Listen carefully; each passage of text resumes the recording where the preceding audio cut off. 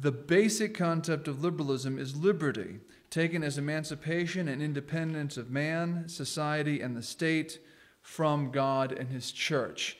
So I'm going to repeat that sentence again so you see how true it is, what's been said, that the paradigm of American political conservatism and liberalism is not at all adequate to define this term.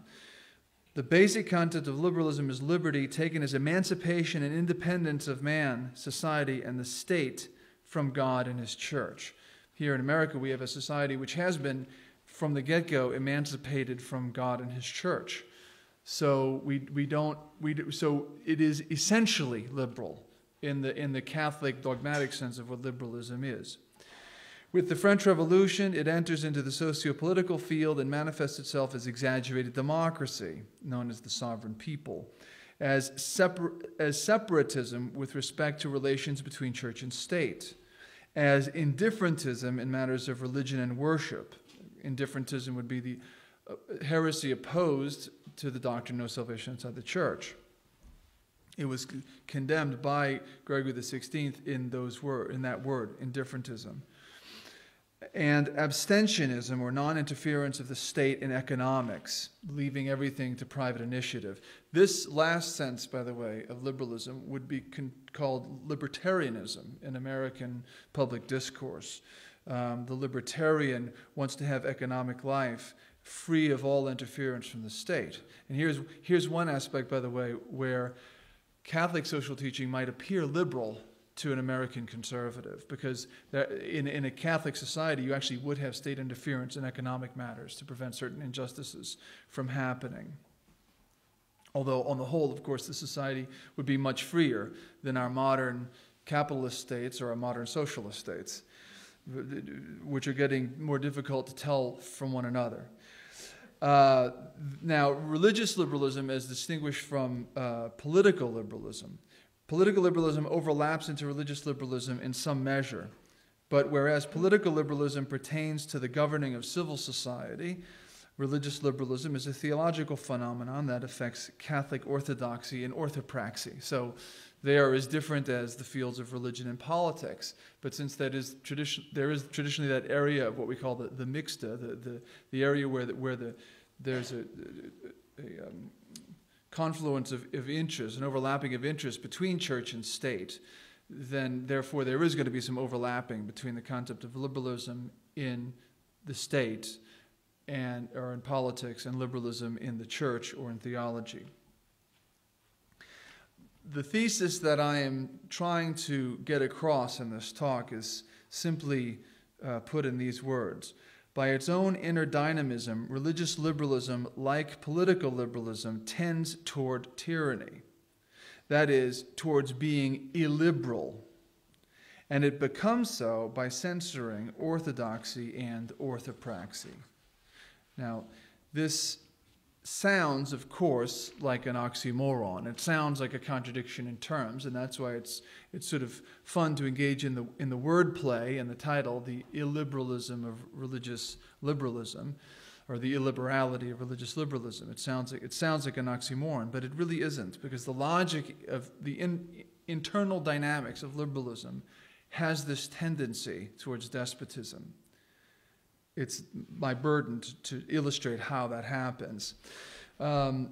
If we look at the phenomenon of liberal illiberality, just in general, we can consider it politically, we can consider it in academia, we can consider it in culture, before we consider it in the area of religion.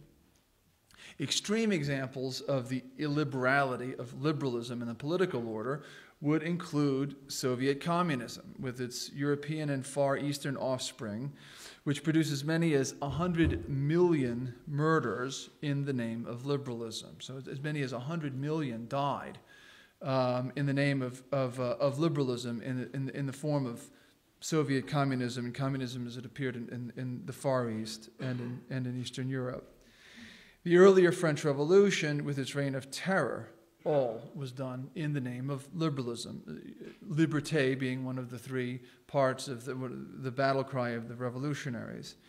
The liberal Mexican Revolution, with its anti-clerical constitution, leading to the 1926-29 Cristero uprising. These are all examples of things done in the name of liberty, in the name of liberalism, which led to brutal tyranny.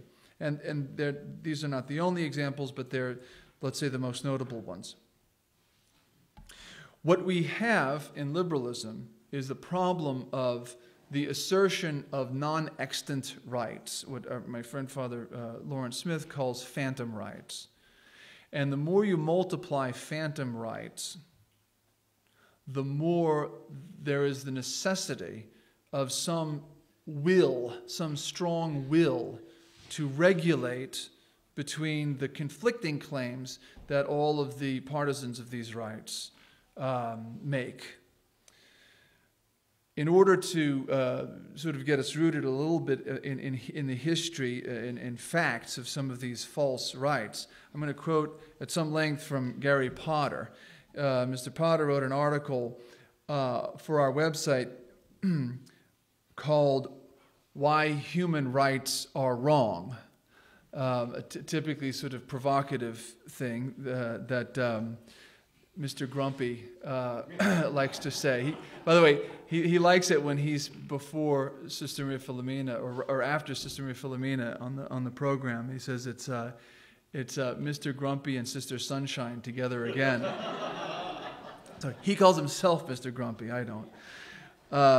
So this is Gary Potter talking about a book by somebody whose name is not well known, at least not in my circles, Arya Nair. I think I'm pronouncing it right, Arya Nair.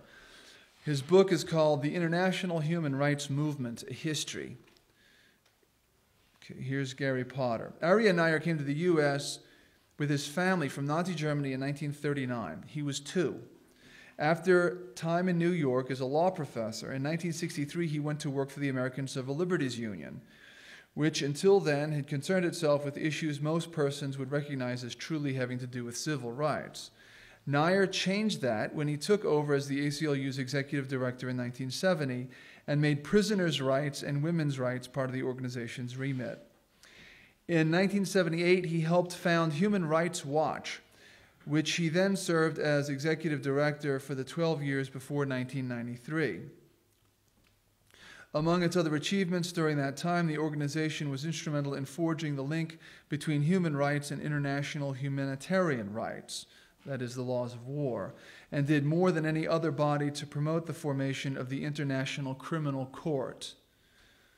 So here we're seeing international organizations set up to regulate the conceptions of human rights that are increasingly being advanced now.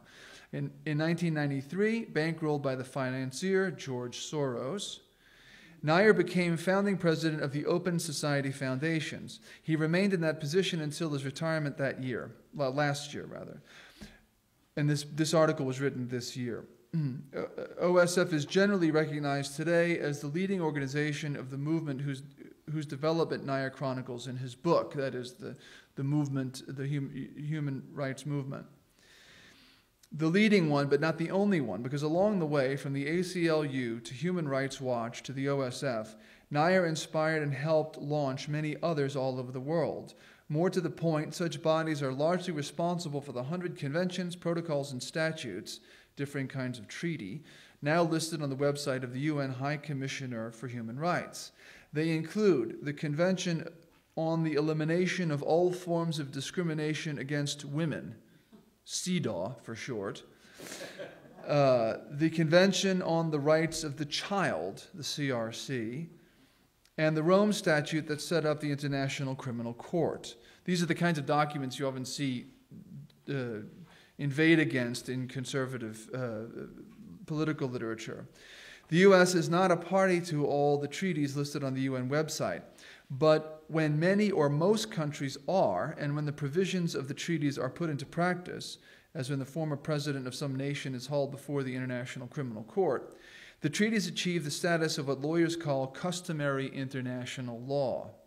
This becomes important when, for example, we hear that the CEDAW requires states, quote, to take all appropriate measures, including legislation, to modify or abolish existing laws, regulations, customs, and practices which constitute discrimination against women," end quote. Pretty broad, pretty sweeping, and that could be used to undo any law that's considered discriminatory against women, including, of course, any law regulating abortion.